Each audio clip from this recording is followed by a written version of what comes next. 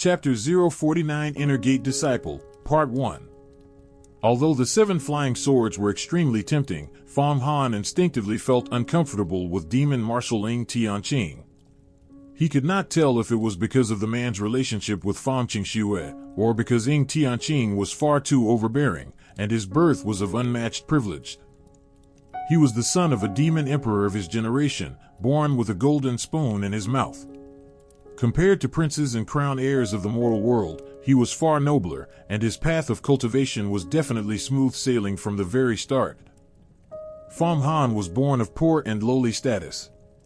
What he disliked most was those born into privilege looking down on him from their high station, carrying that air of throwing out alms. He needed no one's charity, so even with all the demon marshal's might and divine power, he dared to stand against him. On another note, he had already figured out Xianxia's character and temperament. Xianxia was cold and arrogant, with extremely high aspirations.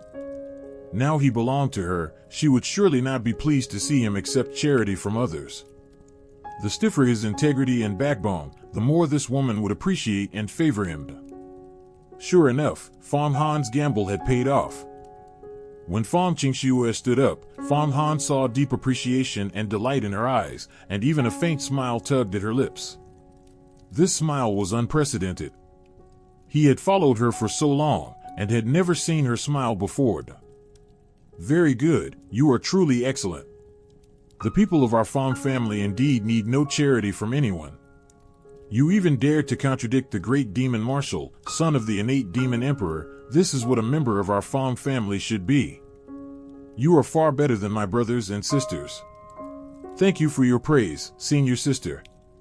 Fang Han withdrew his heavenly wolf smoke and offered the 7 malice gourd up with both hands.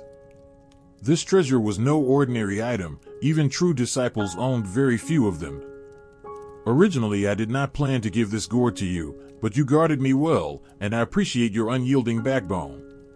Take the gourd, use it to get through the most difficult mortal body realm, and carve out a place for yourself in Yuhua sect. Xianxia waved her hand, and officially gave the 7 malice gourd to Fang Han. In the path of cultivation, the most difficult stage was indeed the mortal body realm. At the mortal body realm stage, everything relied on the physical body alone. Cultivators could not fly, could not slay enemies from mid-air, bound by countless restrictions, and expeditions outside were often fraught with danger. To protect one's life, one must have spiritual artifacts, magic robes, flying swords, and other protective treasures. Now that Fang Han had the 7 malice gourd, at least during the harshest period of the mortal body realm, his life was secured. His blood cotton demon robe and silver snake sword could not be exposed anyway. Xianxia, you still hold this same stubborn temper, don't you? You even dared to clash with the demon god? Don't you know, even my father fears the demon god threefold. If anything untoward should happen to you. Demon Marshal Xianxia looked at Xianxia with eyes soft as water, his voice gentle and steady, not angry at all. Even Fang Han could feel the everlasting patience he held, that could outlast the crumbling of seas and the shifting of the world. We owe each other nothing. Years ago we met at the Guishu of the Great Northern Ocean, trapped by the water goo demon god. We had no choice but to exchange our divine arts. Combining immortal and demonic techniques, we slew the water goo demon god and broke its maze. That was a mutually beneficial affair. You saved me just now, but you know well that Shirlonzi's instant kill art could never break through my purple lightning protection.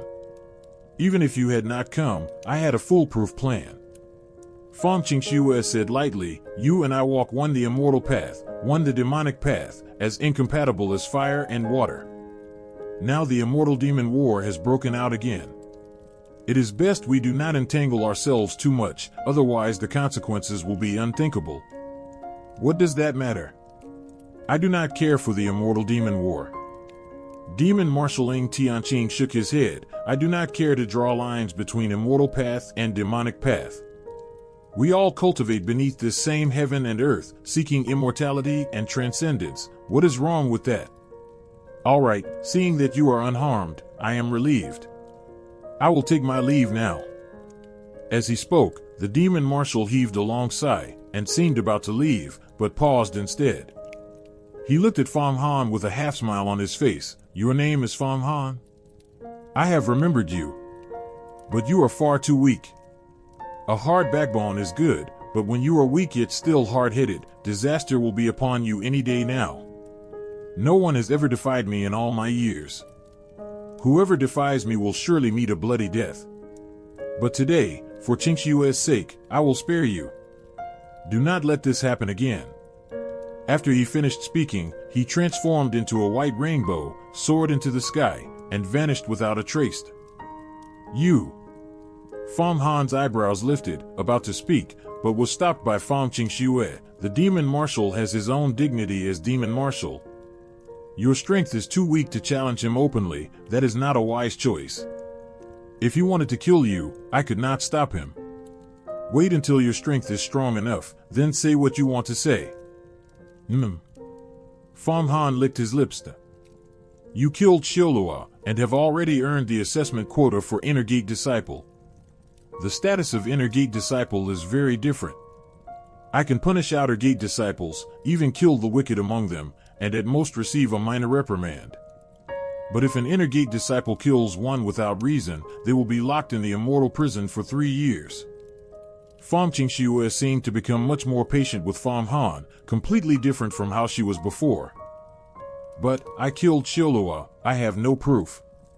Fang Han said hesitantly. "No problem. I already stripped one of Xiaolua's bone spurs. This bone spur is the essence of his entire being. When a bone spur like this falls off, it either means Xiaolua has evolved into a great Asura, or he is dead. You take this bone spur to the inner courtyard of Yuhua sect, hand it to the assessment officer, and you can take the assessment. Pass the assessment, and becoming an Inner Gate Disciple will be just around the corner." Fang Xianxia took out a pitch-black, polished 3-foot-long bone spur and tossed it over. Fang Han caught it in his hands. It was extremely heavy, and he could only hold it steady with both hands. It must have weighed well over 100 jin.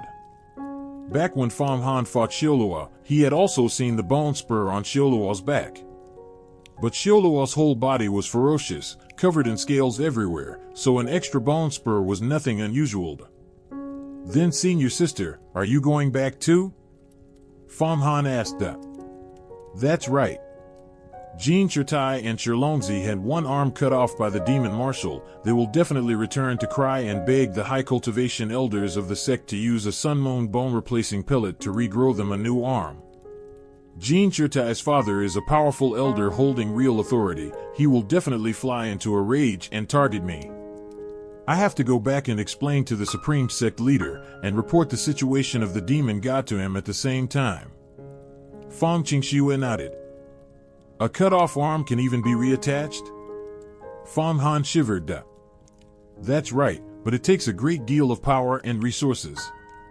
Moreover, the newly attached arm will not fit the original body, and it takes a lot of hard work to refine it back to normal, which greatly delays cultivation. All right, I will take you back to Yuhua sect." Fang Xianxia waved her hand. 2 purple lightning serpents appeared once more, and let Fang Han ride on them. A roar rang out, a thunderclap shook the air, and they cut through the sky and flew away. In a short while, the Yuhua mountains appeared before their eyes, and Fang Han returned to Yuhua sect once more. After returning to Yuhua sect, Fang Xianxia withdrew her divine art, and went straight to Yuhua Celestial Palace deep in the center of the sect. Yuhua Celestial Palace was a giant palace floating in the clouds, a floating city.